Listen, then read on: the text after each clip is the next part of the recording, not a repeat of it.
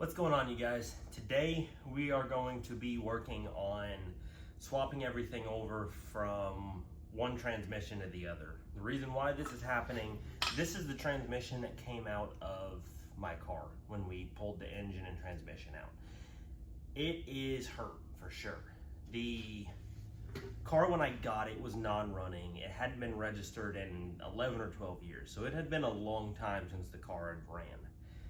And when I got it, I rebuilt stuff and got it running and got it back on the road. A little bit, every once in a while, the synchros would kind of grind from first to second gear, so I finally was like, let me go ahead, I'm gonna flush all the transmission fluid. Who knows how old it is?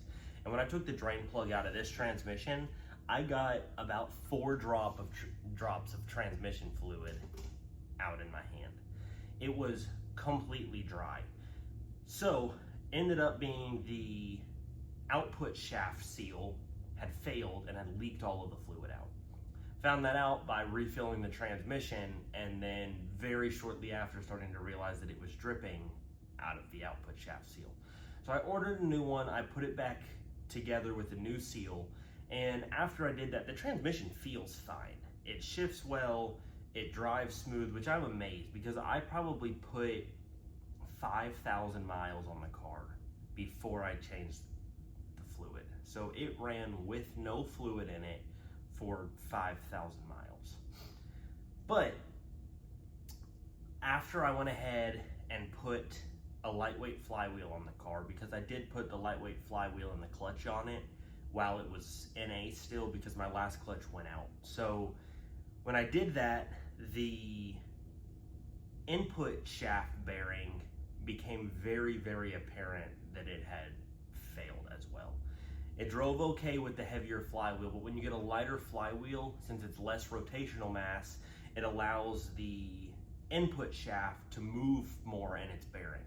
And I'll show you guys here in just a second, but that's pretty much what happened with this one. It became very apparent that the input shaft bearing was starting to go out, and I needed something different. These transmissions are pretty hard to find parts for. They don't really make a whole lot of them. We do plan on tearing this one down at some point just to see what it looks like, see if we can see what's going on. If it's something that can be rebuilt, that's great, but I don't really expect it to be. So luckily, Connor has given me this transmission.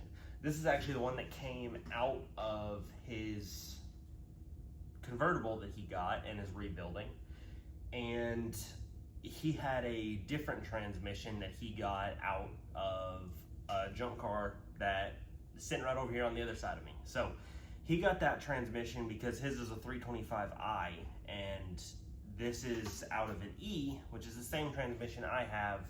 They're pretty much interchangeable. This just is what was available. He wanted to use that one, and so he let me have this one so I can put it in the car. So we are going to be swapping everything over from this transmission to the other one. I'll show you guys a couple of parts here in just a minute. I'll show you guys the differences in these bearings, and we're going to get this transmission ready to go back in the car.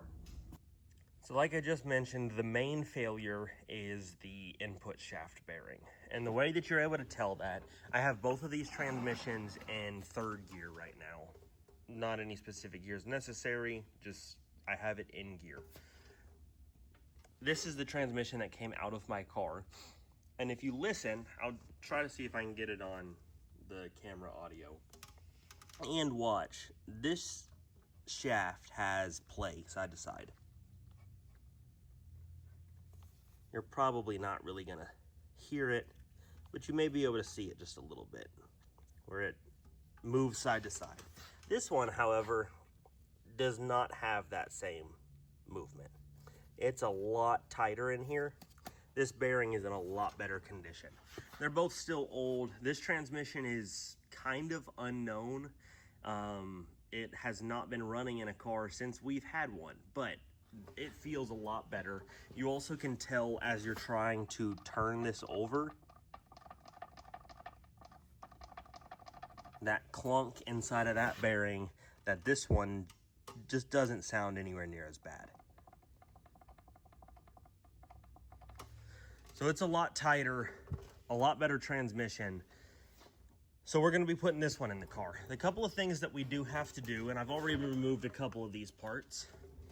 This throwout bearing, and I don't remember what they call this piece, but it is the bearing release, basically. It's what pivots inside of the transmission to actually actuate the throwout bearing when you push in the clutch. The other thing, this transmission has this little plastic pivot point for the end of this. I had actually upgraded mine to a brass one in here. So I'm gonna tap that back out. It's very new. Go ahead and move it over to the transmission we're gonna be using. And one of the things that I've already done is this shift selector joint and a DSSR, they call it. As you can see, this one is a one-sided rod, and it goes into this factory joint, and there is a lot more play. This is the OEM one, and it's partially because of the design, and it's partially because the bushings are worn out. They can be replaced with bushings and will work quite a bit better. As you can see, there's a lot of play in that one, and then this one, there's almost no play side to side. That makes the shifter feel just a little bit tighter, gets rid of some of the slop in it, and definitely makes it a lot better shifting experience. We're gonna do that.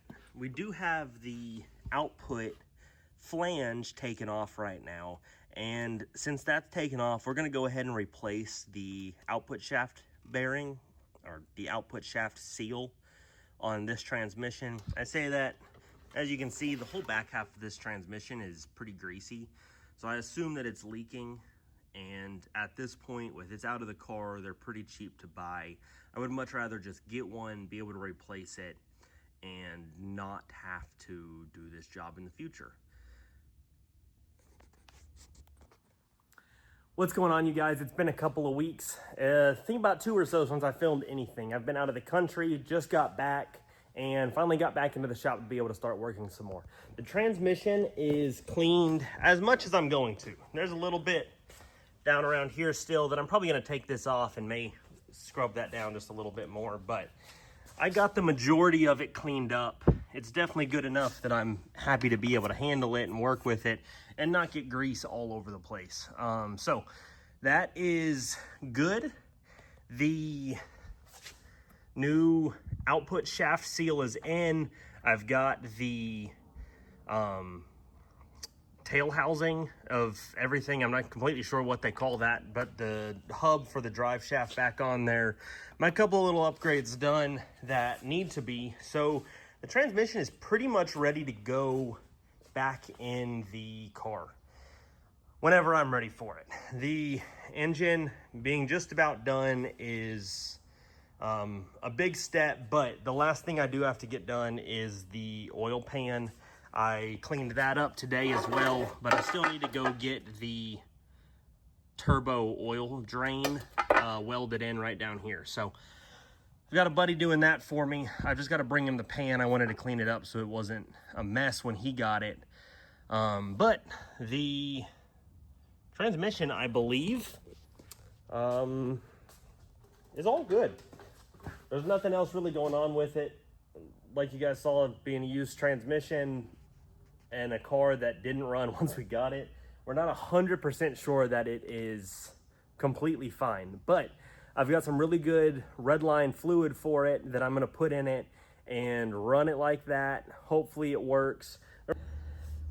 May have already said this, but the old transmission that I took out, it seems like just the input shaft bearing is starting to fail on me. That's what I was expecting to have been failing, but I think that is it. So down the road, we probably will tear this transmission apart, see if I can get a new input shaft bearing and put one in it so it's a spare transmission if we need it. I don't think we're going to be pushing the horsepower limit of the transmission we've got, and eventually I would love to put in a ZF 6-speed, but for the time being, these are the transmissions I've got. I'm going to use what I've got so I don't have to spend the money on a new transmission, new drive shaft, all of that stuff. But that will probably end off this video. I know it's probably not a super long one, but just kind of the stopping point that we're at right now. Do kind of just a quick once over for you guys, since there's a little bit of work going on in the background that I'm probably not going to make anything super specific about. I've put on the new brake lines that are the stainless ones in the front. I haven't not done the rear yet. I put on the outer tie rod and just waiting to kind of put that stuff together now, bolt it all up to the spindles. So that's good. We are making some pretty good progress. I'm hoping within the next couple of weeks to be getting this back in the car. Probably we'll just kind of set it all in place, bolt the drive shaft and everything back up to it, and slowly start plumbing in some of the electrical stuff first to try to route all that and tuck it as best I can before there's a bunch of stuff in the way. Because as much as I want to be able to hide all of it, I also want to make sure that the things that are going to be a little bit more tricky to work on, I want to have that stuff done first so that I'm not trying to work around a ton of stuff when I'm putting it all in. But definitely making some good progress. I hope you guys are enjoying the content. If you are, like the video and drop a comment down below with any suggestions that you guys may have. And I guess I'll just see you guys in the next one.